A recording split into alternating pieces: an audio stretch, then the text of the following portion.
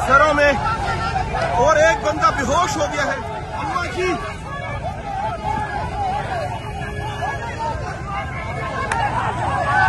बहुत सारे लोग, एक ही चंद लोगों को, ये झगड़ा करने वाले लोग हैं। खुदा ऐसे ना करे। एक बंदे के सर में इस वक्त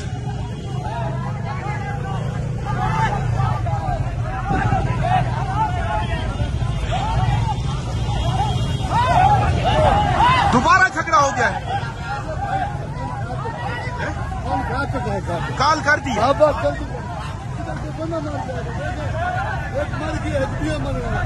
झगड़ा किस बात का? ये कैंप नहीं होते, वो तो उस बात